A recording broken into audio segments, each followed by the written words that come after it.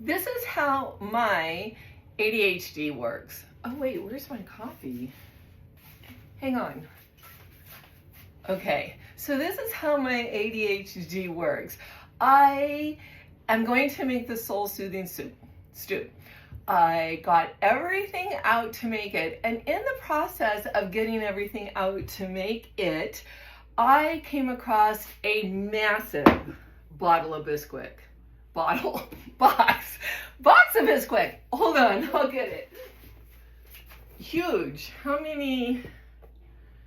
Oh my God, it's, excuse me. Oh my God, it's 3 pounds of Bisquick. Oh my gosh. Okay, so I needed like a cup of this during the holidays for a recipe. It called for Bisquick specifically.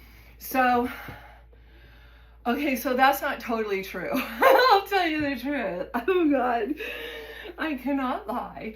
The recipe didn't call for it. I was making my mom's Cornish stew for Yule, and it's a tradition that we've done forever.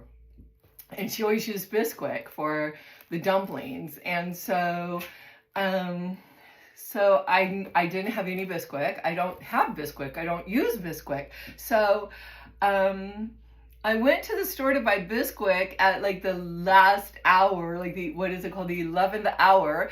And all they had were these massive boxes. Like I literally needed like 3 cups, 2 cups, 3 cups, something like that. I don't even remember. Because I remember making, oh my gosh, it's so hot in here.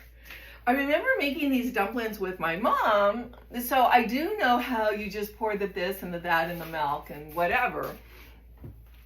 And you get it to a certain consistency, and then you just dump them into the stew and you cover it and all that. So I was going through my cupboards to get all the ingredients for my soul-soothing peanut stew, and that sun is in a weird place. Let me move the camera. Is that better? I don't even think that's any better. But anyway, so I found the Bisquick when I was going through all my cupboards to get the other ingredients out. And I said to myself, what am I going to do with all this Bisquick? Like, there's a lot of Bisquick here. And then I got this memory of when I was really a young woman and married, and my ex-husband's grandfather has passed away now, and he was a full-blooded Miwok. Like, he spoke Miwok, if you don't know, is a California Indian tribe, and it's like Central California Indian tribe. And he spoke full Miwok. In fact, he and his mother wrote a Miwok language book to kind of teach people the language. And he taught me the language too, so I can speak some Miwok. But anyway, so one of the things he absolutely loved was Bisquick cinnamon rolls. So I made them for him every year at Christmas. Every year I would make these Bisquick cinnamon rolls that I used to make when I was like a little girl, and so he really liked them. So a little funny story is one year I didn't make them, and I went to a bakery that makes real cinnamon rolls, like with real yeast bread and everything. And I bought these really high-end cinnamon rolls for him because I felt so bad that I didn't make them for him for that Christmas morning. And he was so mad at me that I actually went home and made the Bisquick cinnamon rolls for him for the Christmas morning. So I was just having that really sweet memory. And so I decided this morning, since I don't have to make my stew until later on this afternoon, and I don't really have anything planned except for like cottage work around here, just tidying up and getting myself ready for my work week, I thought I would make some Bisquick cinnamon rolls. So I just have to show you Lunar. Lunar's right here. When Lunar hears me talking, he jumps up into the window and then he smashes the window with his tail. And he actually rattles the stuff that's in my windowsill because he hits the window with his tail so hard, it rattles the stuff in my window. And that's the way he knocks to let me know he wants to come in. And if I ignore him, he'll just get, I'm standing in front of him. If I ignore him, he'll just get harder and harder and harder with his tail. Like he'll just keep whacking it. See, he hears me talking, he wants to come in. See? Okay, I'm gonna go let him in now. Come on. Come on, baby boy. Don't be mad. Don't be mad, Lunar. Okay, I gotta get to work. Okay, I shifted places from where I usually cook because the sun is coming through the windows in a very strange way. So I am going to try this side. And this is so simple. I don't even really know why I'm filming it. It's just like Bisquick, milk. I don't really use milk very much, so I use dry milk when I bake because because if I buy milk it goes bad. So okay, I'm back. I had to go console Lunar. He was really angry at me. He wouldn't let me even touch him. He's like, don't touch me. I just want to sulk. Oh, now here he comes. Because I consoled him and now we're friends. So he can't get up here. And that's something that bothers him because since he was a kitten, I always let him get up wherever I was, but he can't get up on my food table. So that bothers him a little bit, but you know, use some of this Bisquick up. I don't know, I don't follow a recipe because I've been doing this for so freaking long. My mom was a big Bisquick user. At this point in the Bisquick, I would be pouring in the milk. So what I do instead is I measure out some powdered milk, about that much, and some oil. I don't use olive oil for this because olive oil just has such a distinctive taste for sweets. So I pour in about that much oil. It's kind of gloppy. You want it a little gloppy, but you want it to be able to have a little bit more moisture than that. So I'm going to go with a little bit more water.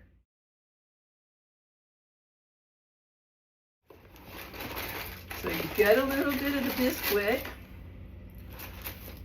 I washed my hands after I consoled Lunar, so don't worry about it. Take my ring off and put it up here on the windowsill with Paula's rings. Paula was over and did something. I don't know. She was working in here doing something. Washed her hands, took off her rings, left them here, and they're still up there on the windowsill. And I know she's feeling really, really naked without her rings. She wears them. So we're going to have to try to find some time to meet up so I can give her her rings back. This is my grandmother's rolling pin. Isn't that beautiful?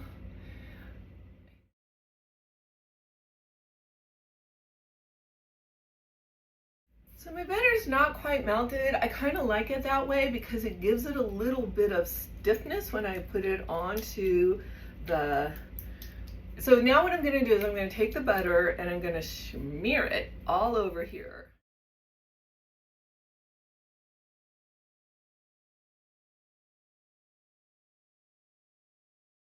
Lunar, you know what? If I step on you, it's going to be your fault. You can't get angry at me if I step on you. So the next thing is going to be the cinnamon and sugar.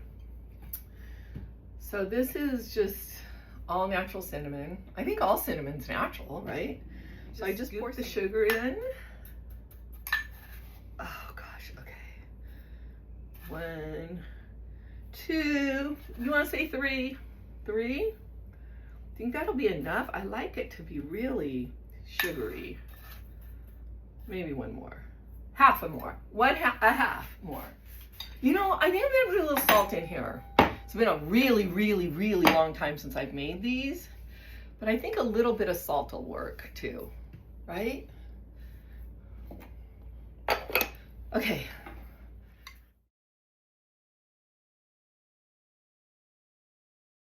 So then the next thing you do is you just sprinkle it on. Like I said, I kind of like mine thick. So, and I haven't made these. I'm not kidding you. My ex-husband's grandfather died in like, oh my gosh, when was it? Like 2010 maybe. He's been gone for a long time. So yeah, okay, note to self, make sure the spoon is empty before you go for another scoop. So I haven't made these since he passed away. I don't know, I'm just taking a little walk down memory lane today. Taking you guys with me. Okay, I might have made too much. I have a ton of this left over.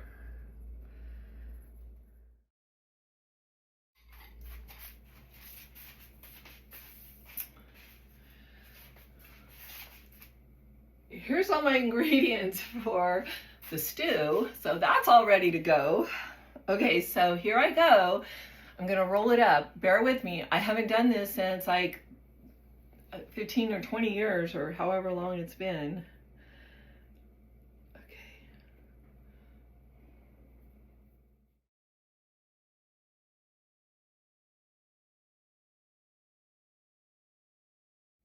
Yay!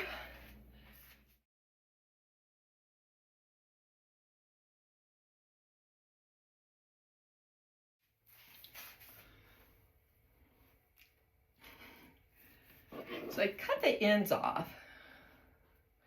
So 1, 2, 3, 4, 5, 6, 12. So if I cut it in the center, well, let me cut this end off. Oven's ready. So if I cut it in the center, I would need 6 on both sides, right? So then I cut it here, right? So, am I doing this right? 1, 2, 3, 4. No, I would cut it. I need 6. I feel like I'm on the baking show when they try to figure out where to cut it. I'm trying to figure it out. I think I'll just go with, that would be, okay, so if I go here in the center, then it would be 3. 1, 2, 3. Okay, got it. Man, didn't know I was gonna wake up and do math this morning. So you go there. You go there. You go here.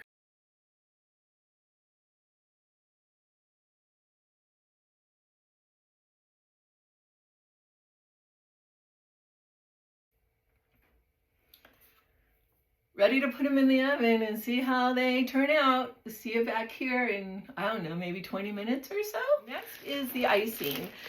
And the icing, in my world, when I grew up, the icing was just powdered sugar. You need a lot of powdered sugar because it goes down like that, super fast. Powdered sugar, a little bit of milk, which we've already discussed how I use milk. So I'm just gonna use like maybe a tablespoon and some water. Mix this up a little bit. My vanilla. So I love vanilla. Always use pure vanilla extract. The imitation stuff is so much cheaper, but it is just so not good. So then I have some of that. And I add water to consistency. And I go really, really slow. So you can see the consistency is kind of getting there. It's a little bit brown because of the vanilla, but that's okay. It'll also stiffen up after you, okay, first of all, the lumps will dissolve as it absorbs into the water. Second of all, the icing itself will stiffen up. This is a pretty perfect consistency. The problem is going to be if it starts to stiffen up before my muffins or rolls, cinnamon rolls are finished. And if that happens, all I need to do is just add like a teaspoon, like literally a teaspoon of water. But for now, if the rolls were out right now, that would be a perfect consistency. So.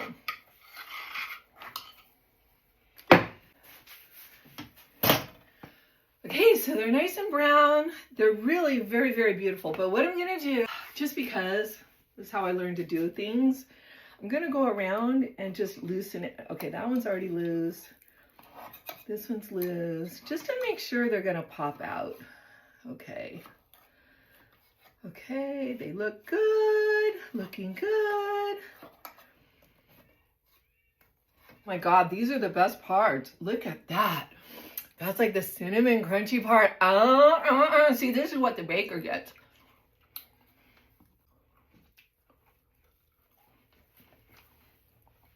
Okay, so enough silliness. I need to get busy.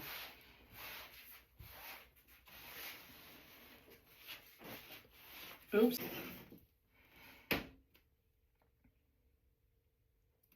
They look really good. I'm very proud of them. So, like I said, look, see how it's gotten stiff? That is not spreadable or pourable. It's applorable. It is not pourable, it's applorable. So we're gonna put like a teaspoon of water. So here's my icing. It's like super beautiful, perfect consistency. So now I'm just going to put the icing on.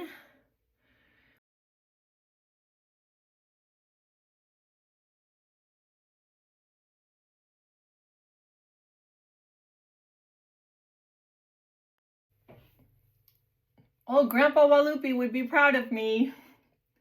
He's probably here watching. Telling me, don't eat that with your fingers. So I have my winter bunny dish. And I have my winter bunny coffee cup. So I'm going to put my coffee over here.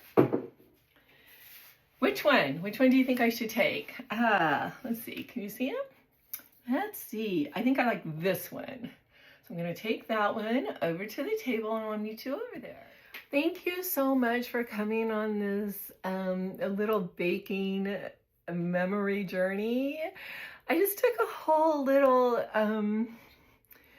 just a little, what is it called? Side road down memory lane. And I'm really excited to eat this and to kind of just remember the people in my life that have shown me and taught me love, and just in giving and compassion. And I love that for whatever reasons today, they showed up. My old, I want to call him Grandpa, but he was my in-law, but I just loved him so much. I loved him so much. He was just such a wonderful human being. And I love that he showed up, giving me the idea to make these these cinnamon rolls. And just my mom too. My mom has passed and I've been missing her over the holidays a lot. And I just love that I had that Bisquick and that all of a sudden I had this idea just to make these cinnamon rolls. Whatever you do today, keep life whimsical.